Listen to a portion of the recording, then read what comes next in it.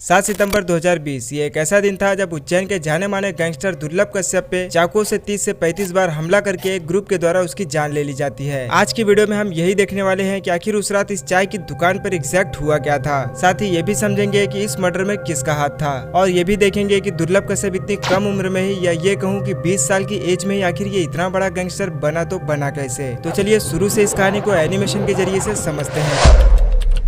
8 नवंबर 2000 वो दिन था जब मध्य प्रदेश के उज्जैन के एक शहर अब्दालपुर में दुर्लभ कश्यप का जन्म होता है, जहां मां का नाम पद्मा था जो उज्जैन में एक स्कूल में टीचर थी और पिता का नाम था मनोज कश्यप जो अपना खुद का ही बिजनेस चलाते थे। बच्चे का नाम दुर्लभ इसके माता पिता ने इसलिए रखा था क्योंकि कई मिन्नतों के बाद उन्हें एक संतान हुई थी और माँ को पूरा भरोसा था कि हमारा बेटा बड़ा होकर बड़ा काम जरूर करेगा। लेकिन किसे पता था कि ये बड़ा काम क्राइम की दुनिया की तरफ होगा। खैर क्लास 8 और 9th में ही दुर्लभ अपने स्कूल में पढ़ने वाले बच्चों के बीच होने वाले झगड़ों को सॉल्व करने के लिए बीच में जाया करता था और लकीली उन्हें सॉल्व भी कर देता था। देखते ही देखते स्कूल के सारे बच्चों के बीच में कश्यप का दबदबा बढ़ने लग गया था और महज 16 साल की उम्र में ही अपने स्कूल के साथ कश्यप आसपास के इलाकों में भी काफी ज्यादा फेमस हो गया था। जहाँ छोटी मोटी लड़ाइयाँ हो या कोई और काम हो, लोग दुर्लभ के ही पास आने लगे थे। लोग उसे प्यार से कोहिनूर बुलाने लगे और इसी सब के चलते दुर्लभ का पढ़ाई में मन ही नहीं लगता था और क्लास 10 तक आते आते दुर्लभ की पढ़ाई पूरी तरीके से छूट जाती है। अभी समय तक दुर्लभ को यह बात समझ आ गया था कि उसे किस काम को करने में ज्यादा खुशी मिलती है और अब दुर्लभ की सोच ये बन गई थी कि उसे उज्जैन का या ये कहूँ कि गैंगस्टर की दुनिया का सबसे बड़ा डॉन बनने की इच्छा उसके दिल में आ गई थी। खैर ये वो समय था जब एक रैली के दौरान दुर्लभ की मुलाकात ऐसे ही क्राइम करने वाले लोगों से होने लगी, जिसमें सबसे खतरनाक था ये हेमंत वाड़िया उर्फ बौखला।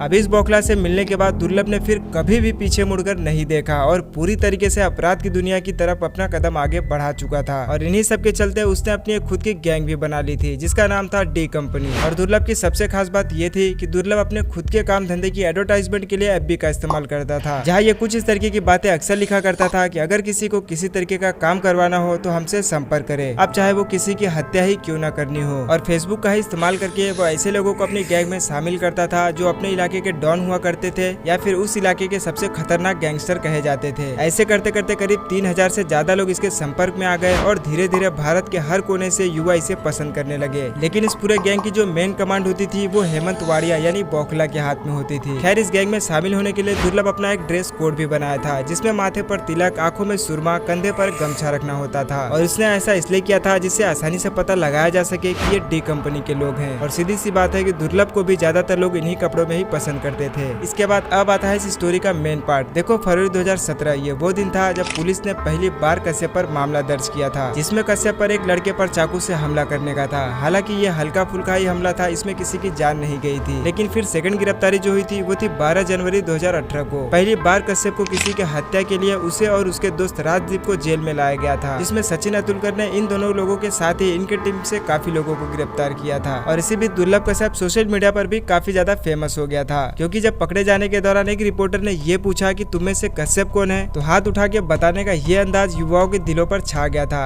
जो इस तरीके के कामों को किया करते थे। और इसके बाद दुर्लभ की पॉपुलैरिटी और भी ज्यादा बढ़ गई और उस समय जब दुर्लभ को गिरफ्तार किया गया था तो उसे शुरू में उज्जैन के एक जेल में रखा गया था, जहाँ सचिन अतुलकर ने कश्यप को ये भी बात कही थी कि कश्यप जब तक तुम जेल में हो तभी तक सुरक्षित हो, क्योंकि इतनी छोटी उम्र में ही तुमने इतने ज्यादा दुश्मन पाल लिए हैं कि बाहर निकलते ही कोई भी तुम्हें मार देगा। और हुआ भी कुछ ऐसा ही। खैर टॉपिक पर वापस आते हैं। नाबालिग होने की वजह से कश्यप ने हाई कोर्ट में अपील की तो हाई कोर्ट ने उसे बाल सुधार केंद्र में भेजने का फैसला कर दिया। कुछ महीने वहाँ अकेले बिताने के बाद वो काफी ज्यादा सुधर गया था और जेल से बाहर आने के बाद वो खुद का बिजनेस भी शुरू करना चाहता था। लेकिन इसी बीच आ गया था 2020, जहाँ पूरे देश में लॉकडाउन की स्थिति हो गई थी। तो उस समय दुर्लभ ने भी बिजनेस का प्लान कैंसिल करके इंदौर से मजबूरन दुर्लभ को उज्जैन अपनी माँ के पास आना पड़ा। यहाँ आपको एक बात ये पता होनी चाहिए कि दुर्लभ के माता पिता की आपस में ना बनने की वजह से ही ये अलग अलग रहते थे, जिसमें कश्यप कभी अपने माँ के पास रहता था, कभी अपने पिता के पास, क्योंकि वो दोनों से ही बहुत ही ज्यादा प्यार करता था। खैर आखिर वो दिन आ गया जब लॉकडाउन की वजह से दुर्लभ उज्जैन अपने मम्मी के यहाँ पर आ जाता है और कुछ महीने यहाँ रहने के बाद और लॉकडाउन का लंबा समय चलने की वजह से वो इस बात से काफी ज्यादा ऊब जाता है और कॉल करके 6 सितंबर 2020 को अपने दोस्तों को घर पर खाने के लिए इनवाइट कर देता है, क्योंकि 6 सितंबर तक लॉकडाउन की स्थिति भी काफी ज्यादा नॉर्मल हो चुकी थी। इसके बाद दुर्लभ के सभी दोस्त उसके घर आते हैं और फिर रात का खाना खाते हैं और कुछ बातचीत करते हैं। तभी दुर्लभ के दोस्त का मन बाहर जाकर चाय और सिगरेट पीने का करता है। लेकिन दिक्कत ये थी कि इस समय तक रात के 1 बज चुके थे और रात के 1 बजे तक चाय की सभी दुकानें बंद हो जाती है। तभी इनमें से एक दोस्त ये कहता है कि मैं अभी हेलावाड़ी क्षेत्र से ही आ रहा हूँ और मैं हेलावाड़ी में एक चाय की दुकान को जानता हूँ जो रात भर खुली खुली रहती है। तभी करीब रात के 1 बजे सभी अपनी बाइक्स उठाकर हेलावाड़ी की उस दुकान की तरफ निकल जाते हैं, जहाँ सभी पहुंचकर चाय पी रहे होते हैं कि वहाँ पर अपनी कार से कुछ और लोग पहुंच जाते हैं। रुको, ये तो समझ लो कि आखिर ये लोग है कौन। देखो, जिस इलाके में अभी दुर्लभ बैठा है ये हेलावाड़ी है, और इस इलाके में जिस गैंग का दबदबा चलता था वो था केकेसी यानी कुत्ता कमीना चीज, जिसका लीडर था रमीज खान। और अभी यहाँ पे इसी गैंग के मेंबर मौजूद है। यही है केकेसी के लोग, जिसमें ये शहनवाज इसमें से सबसे खास है। और यहाँ बैठा है ये सादाब जहरीला, जो कि शहनवाज का भाई था। अब केकेसी के लोग इस समय यहाँ पर इसलिए पहुंच गए क्योंकि जिस चाय की दुकान पर ये लोग बैठे हैं ये इसी ग्रुप के लीडर रमीज का भाई चलाता था, जिसका नाम था अमन उर्फ भूरा। अब यहाँ पर यह भी हो सकता है कि शायद हो सकता है कि कश्यप के यहाँ होने की खबर इसी ने दी हो। खैर, जब यहाँ पर केकेसी और डी कंपनी दोनों आमने सामने आ जाती है तो दोनों में बहुत ही भयानक बहस हो जाती है। और बहस में कश्यप को इतना ज्यादा गुस्सा आ जाता है कि उसने फौरन अपनी पिस्टल निकाली और सीधा शहनवाज पर गोली चला दी, बिना कुछ भी सोचे समझे। हालांकि किस्मत अच्छी हुई और गोली हल्की से मिस हो गई और गले के पास से गुजर गई। फिर क्या, शहनवाज के गिरते ही बाकी के लोग गुस्से में कश्यप पर हमला कर देते हैं। बाकी कश्यप के दोस्त के पास कोई हथियार ना होने की वजह से ये सब भागने लगे, और दोस्तों को भागता हुआ देख कश्यप कुछ समझ नहीं पाया और भागने की वो भी कोशिश करने लगा। आप यहाँ पे ये भी जानकर हैरान हो जाओगे कि भागने वाले कश्यप के सारे खास दोस्त ही थे। इसमें से ये एक राजदीप मंडोई, कश्यप का जो बहुत ही खास मित्र था। खैर, बाकी लोग भागने में तो सफल रहे, लेकिन कश्यप को चारों तरफ से घेर लिया गया, क्योंकि टारगेट भी तो यही था। अब कश्यप शहनवाज, राजा, सिराज बाबा और सदाब के द्वारा चारों तरफ से घेर लिया जाता है। फिर क्या था, एक के बाद एक इन सबने मिलकर 30 से 35 बार कश्यप पर चाकू से हमला किया और उसे इतनी बुरी तरीके से घायल कर दिया कि शब्दों में बताना ये इम्पॉसिबल है। और फिर वहीं पास में खड़े इस चाय वाले ने कोई कसर नहीं छोड़ी और उसने ये कहा कि इसे आज ही पूरी तरीके से मार डालो, नहीं तो आगे चल के ये बहुत बड़ी प्रॉब्लम खड़ी कर देगा। खैर, इस समय रात के 2 बज रहे थे, सब अपने घरों में सो रहे थे और केकेसी के लोग अपना काम खत्म करके चुपचाप यहाँ से चले जाते हैं। और सुबह पुलिस को कश्यप की बॉडी यहाँ पर बिना शर्ट की ऐसी हालत में मिली, एक छोटे से चौल में। पूरे शरीर पर कई बार चाकू से वार किया गया था और पूरा शरीर खून से लथपथ था। ये बताना तो बहुत ज्यादा मुश्किल है कि कितनी दूर तक उसे दड़ा दड़ा कर मारा गया है। खैर, अगर उस दिन कश्यप के दोस्त थोड़ी सी और हिम्मत दिखाते तो शायद कश्यप आज जिंदा होता था। लेकिन बात वही है कि बुरे काम का नतीजा बुरा ही होता है। वीडियो पसंद आई हो तो प्लीज लाइक करके चैनल को सब्सक्राइब जरूर